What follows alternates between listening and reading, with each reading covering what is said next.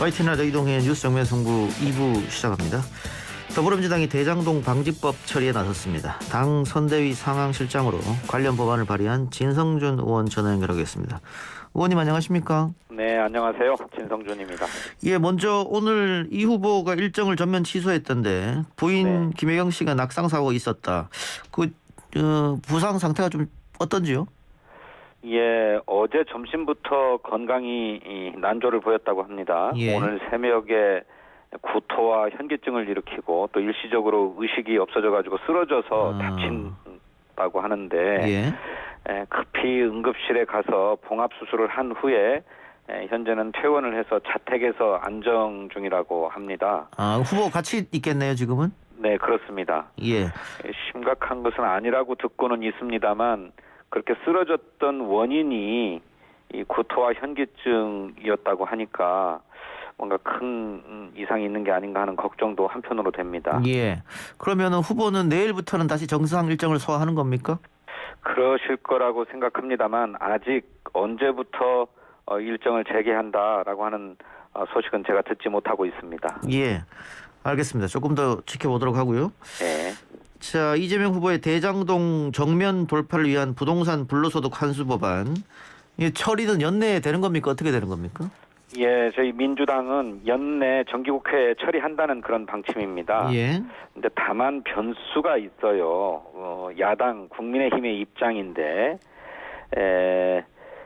도시개발법상의 민간 이윤율을 6%로 제한하는 법도 내고 또 민간 택지의 주택에도 분양가 상한제를 적용한다는 법은 냈습니다만 예. 속내는 어쩔지 모르겠어요. 소극적이기 때문에 또 법안 심사 일정을 잡지 않고 있기 때문에 속으로는 반대하는 게 아닌가 하는 걱정을 하고 있습니다. 그 말씀하신 대로 민주당 안보다 더 강한 안을 내놓긴 했는데 네. 뭐 지금 국토위 회의나 이런 게 전혀 열리지 않고 저번에 보니까는 이 법안을 통과시킬 생각이 없는 거 아니냐. 지금 이런 의심을 지금 의원님께서 하고 계십니다. 그렇습니다. 이 겉다르고 속다른 국민의힘이 아니냐는 것인데요. 이재명 후보가 개발 이익을 공공으로 환수하기 위해서 나름 최선을 다했음에도 불구하고 땅값이 올라서 민간의 개발 이익이 막대해진 것을 놓고 그 민간에다가 개발 이익을 몰아준 게 아니냐라고 비난을 해왔거든요. 예. 그런데 정작 개발 이익을 법적 제도적으로 제한하자라고 하는 법안이 나오니까 그 법안 심사를 위한 상정조차도 지금 피하고 있거든요. 예. 그런 과정에서 이현승 국토교통위원장은 해외에 나간 것이라고 제가 듣고 있습니다. 예. 그렇기 때문에 지금 고의적으로 법안 심사 일정을 피하는 게 아니냐 하는 의심도 강하게 갖지 않을 수 없습니다. 그 보수 언론도 민간 개발 이익 제한 초과이득 환수에 대해서 강력하게 이야기하다가 최근 들어서 좀 논조가 바뀐 것 같아요. 그렇습니다. 조선일보와 중앙일보가 앞장서서 만일 그렇게 민간의 개발 이익을 제한하면 누가 투자를 하겠는가? 그리고 개발 투자가 이루어지지 않으면 당연히 개발 사업이 위축되고 그러면 주택 공급도 안 될 거다. 예. 공급 절벽이 올 거다. 뭐 이런 논조의 기사를 쏟아내고 있는데 정말 앞뒤가 다른 거죠. 예. 대장동 사업과 관련해서는 왜 그렇게 민간에게 막대한 이익을 몰아줬느냐라고 공격했으면서 예. 정작 법적으로 민간의 개발 이익이 과도하지 않도록 제한하자라고 하니까 그러면 누가 투자하냐 이런 얘기를 하고 있으니까 대단히 이율배반적이죠. 이중잣대입니다. 자, 그러면 어떻게 하실 작정이십니까? 지금 국토위원장은 아까 말씀하신 대로 국민의힘 소속이니까 네. 이게 쉽게 처리되기는 좀 어려워 보이는데요? 그래서 우리 국민의 뜻이 어디에 있는지를 좀 분명하게 보이는 게 중요하다고 생각하고요.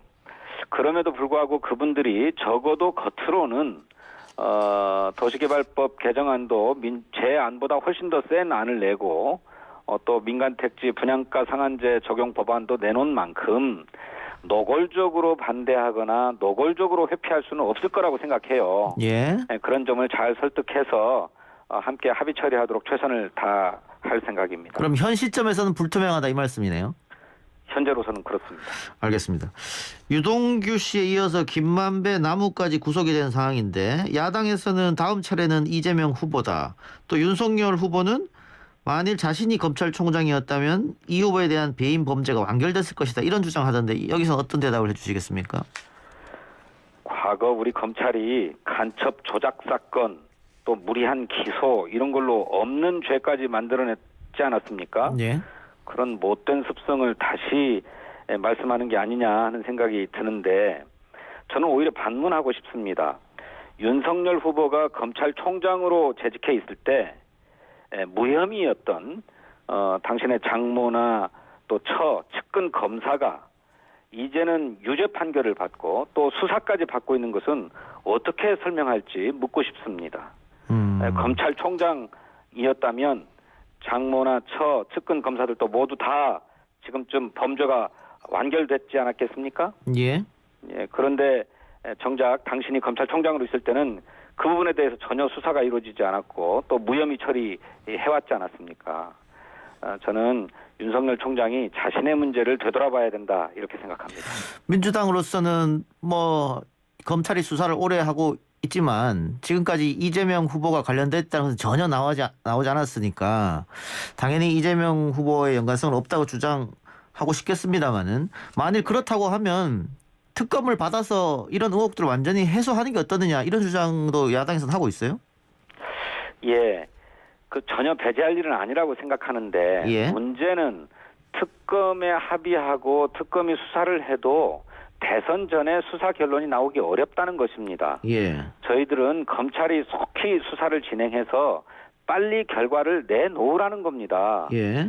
이게 지금 대통령 후보의 도덕성 문제가 걸려 있는 것 아닙니까? 예. 그러니 국민이 바른 판단을 할 수 있도록 뭐 문제가 있든 없든지 간에 결론을 빨리 내는 것이 급선무다라고 하는 거예요. 그런데 지금 시점에 특검을 도입한다고 하면 그것은 대선 투표날까지 계속 수사를 진행하겠다는 얘기이기 때문에 국민의 선택에 큰 지장을 초래하겠다는 얘기와 하등 다를 바가 없다고 생각하는 것입니다. 예. 그 지금 공수처에서는 윤석열 후보의 고발 사주 의혹을 또 수사하고 있는데 네. 그것과 그러면 함께 특검하자. 뭐 이런 딜들은 혹시 가능할까요? 이제 윤석열 후보가 그런 제안을 했지요. 예. 역시 공수처의 수사 속도에 대해서도 저희들은 큰 문제가 있다고 생각하고 있습니다. 예. 할 수만 있다면 특검이라도 도입해서 속 시원하게 수사를 하고 빠른 시간 내에 결론을 내줬으면 좋겠습니다. 그것 역시나 윤석열 후보의 도덕성 문제가 달려 있는 것 아닙니까? 예. 그런데 수사 속도가 제대로 나오고 있지 않아서 답답한 것은 사실인데 예. 그렇다고 특검이 수사를 빨리 해가지고 조속하게 결론을 낼 수 있느냐? 전혀 그건 그렇지 않다는 겁니다. 예. 그러면 검찰이나 공수처에서 결론을 일단 내고 만일 그 결론이 국민들이 봤을 때는 믿업지 못하다, 의혹이 완전히 가시지 않았다라고 판단하면 그때 가서는 특검 고려를 볼 수도 있는 겁니까? 검토해 볼 수 있다고 생각합니다. 예. 문제는 검찰이 지금 더 큰 수사력을 갖고 수사를 하고 있는 만큼 예. 빨리 결론을 내달라는 것입니다. 예. 근데 결론이 났음에도 불구하고 여전히 미진하다는 의혹이 있다면 그때는 특검을 해도 좋겠다는 거예요. 저 개인적인 생각으로는. 예. 그런데 1차 지금 수사를 진행하고 있는 검찰이 결론을 빨리 내는 것이 중요하다라고 하는 점을 거듭 강조해서 말씀드립니다. 알겠습니다. 지금 국민의힘 경선이 끝나고 홍준표 후보를 지지했던 2030 청년 표심이 조금 떠 있다. 그래서 이 기회를 민주당은 활용해야 된다. 이런 이야기가 여러 군데에서 나오고 있는데 이 후보가 어제 선대위 회의에서 인터넷 커뮤니티에 올라온 글을 공유했더라고요. 2040 남성들이 홍준표 의원을 지지하는 글. 이거 혹시 의원님도 보셨습니까? 예, 저도 읽어보았습니다. 지금 젊은 남성들의 시각이나 생각이 어떻냐라고 하는 거를 엿볼 수 있는 그런 자료라고는 생각합니다. 예. 근데 다만 그 글의 취지가 우리 정부의 성평등 정책이 뭐 2030 젊은 남성들의 이탈을 불러왔다는 취지인데 예. 뭐 일각에 그렇게 보는 분들도 있을지 모르겠습니다만은 그게 예. 전부는 아니고 예. 오히려 세대 간에 이어지고 있는 계급 계층 간의 격차가 예. 우리 젊은 청년 계층의 어떤 예. 문제의식의 본질이라고 생각합니다. 그런데 그 글 중에 우리 마음을 이해하고 우리 이야기를 들어주려고 했던 사람은 이준석 하태경밖에 없다. 이런 말을 민주당에서 조금 곱씹어봐야 될 것 같은데요. 그러니까요. 이제 그런 시각이 있다고 하는 점을 저희들이 엿보고 또 염두에 둬야 된다고는 생각합니다만은 예. 마치 또 페미니즘 정책 때문에 예. 또는 성평등 정책 때문에 남성들이 다 이탈했다. 또 그런 주장을 들어준 것은 하태경, 이준석밖에 없다. 예, 예. 이런 시각에는 다 동의하기 어려운 예. 측면이 있습니다. 알겠습니다. 자, 이재명 후보가 하여튼 본인의 생각이 있으니까 한번 읽어보자라고 얘기했던 것 같으니까. 시각에 일단은 엿볼 수는 예. 있는 거죠. 전국민 재난지원금 내년 예산안에 반영하기로 했다. 이게 민주당이 이제 결정을 했다고 봐도 될까요? 네, 그렇습니다. 당은 확실하게 결정을 했습니다. 재난지원금이라고 하는 표현 자체가 오해를 불러일으킬 수 있으니 방역지원금으로 예. 국민 1인당 20만 원 내지 25만 원을 지원하자라고 하는 당의 방침을 결정을 했고요.